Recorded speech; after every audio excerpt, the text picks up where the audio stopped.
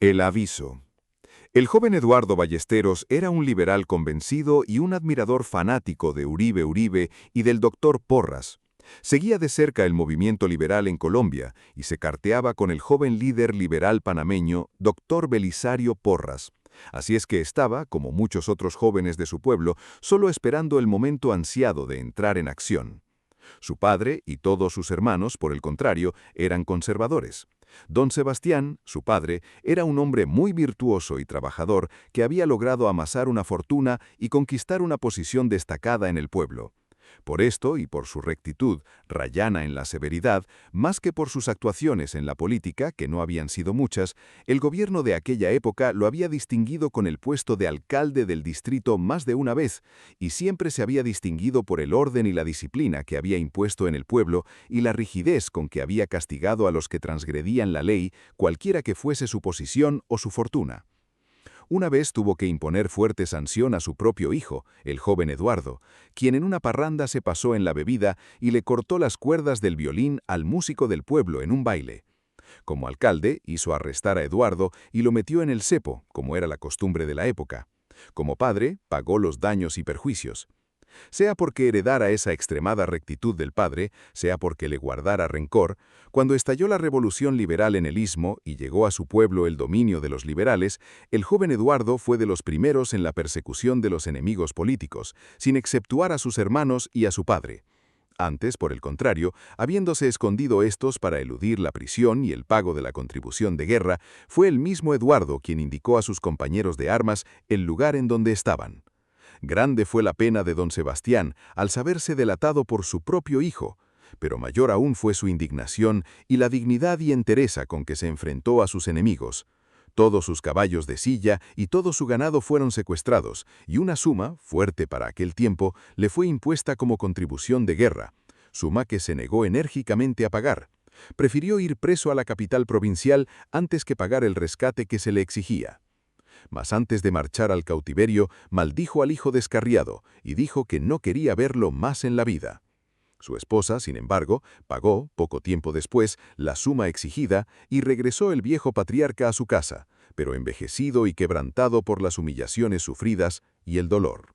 La ciudad de David estaba de fiesta, celebrando el triunfo de las armas del liberalismo.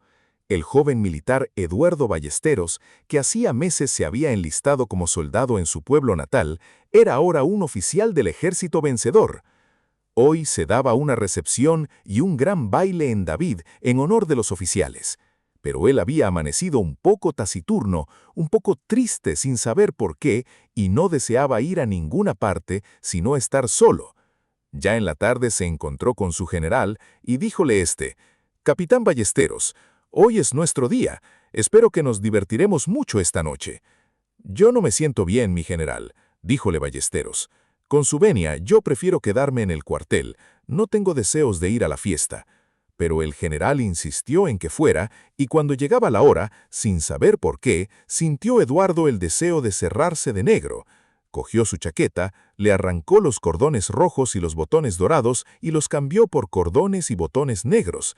Así se presentó ante el general, quien al verlo llegar vestido de esta suerte, ordenó enseguida su arresto. Tendido en el banco que le servía de lecho, horas después, y pensando en el lejano terruño, en su casa y en su familia, sintió de pronto una mano posarse sobre su corazón. Había un profundo silencio en el cuartel. No oyó Ballesteros el menor ruido, ni vio una sombra siquiera. Aunque tenía bien abiertos los ojos y en la penumbra podía distinguir los objetos que lo rodeaban, y por la ventana podía ver bien el cielo estrellado y la sombra negra de un árbol cercano. Encendió una vela y examinó su celda. No había señales de gente, ni se oía siquiera el murmullo de una voz humana. Apenas llegaban a sus oídos las melodías de la música lejana del baile. Pensó en su padre, sintió ansias de llorar y lloró copiosamente. Luego apuntó en su libreta, 23 de abril, 11 de la noche. En aquellos tiempos no había caminos, ni teléfonos, ni telégrafos en gran parte del interior de Panamá, y hacía tiempo que Eduardo no sabía de su familia. Había pasado ya más de un mes desde la noche del baile de David y se encontraba ahora en las inmediaciones de Aguadulce. La fortuna había sido pródiga con los liberales que se encontraban triunfantes en todas partes y también con el joven militar que se había distinguido en los combates y acababa de ser ascendido a coronel. Ese día, encontrándose cerca de su pueblo natal, sintió deseos de ver a los suyos. Pidió una licencia y su general, hombre generoso y noble, se la concedió enseguida. Por el camino iba el joven oficial anticipando el gozo de la llegada, del abrazo de sus hermanos y de su madre. ¿Y de su padre? Un estremecimiento de pena y de dolor le recorrió todo el cuerpo. ¿Estaría vivo su padre? ¿Aquella mano que se posó aquella noche en David sobre su corazón sería un aviso? Desechó esos tristes pensamientos. No, su padre estaría allá en su casa, severo, duro, austero, pero en el fondo lleno de ternura y de amor por el hijo ingrato, y él correría a echarse a sus pies y a pedirle perdón. Después le explicaría cómo la guerra es cruel y dura, y exige del militar los más duros sacrificios, no solamente físicos, sino también de orden sentimental y moral. Iban ya llegando al pueblo. A lo lejos se divisaba la graciosa silueta de la cadenita de montañas que le sirve de fondo. Ya alcanzaba a ver las verdes colinas, donde pareciera que se recostaban las casas del poblado. Ahí estaba ya el llano, liso como una mesa, y en el fondo las casitas blancas. Por el camino, en dirección contraria, venían unos jinetes, gente que iba probablemente al pueblo vecino de Guararé. Al encontrarse se reconocieron. Eran viejos amigos. Se saludaron cordialmente y a uno, que era su amigo íntimo, le preguntó por su familia. ¿Y mi padre?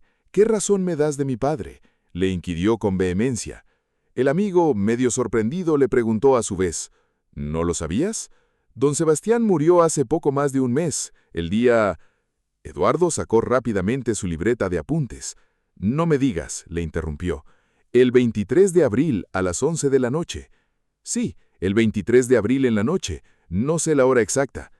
Iba el amigo a preguntarle a Eduardo por qué se había hecho el que no sabía nada, pero éste ya había azotado su caballo y salido a todo andar hacia el pueblo, ya cercano. Llegó a su casa y se fue directamente a buscar a su madre. Se puso de rodillas, se abrazó a ella sollozando y diciendo con entrecortadas palabras: «Perdón, madre mía, pídele a él que me perdone».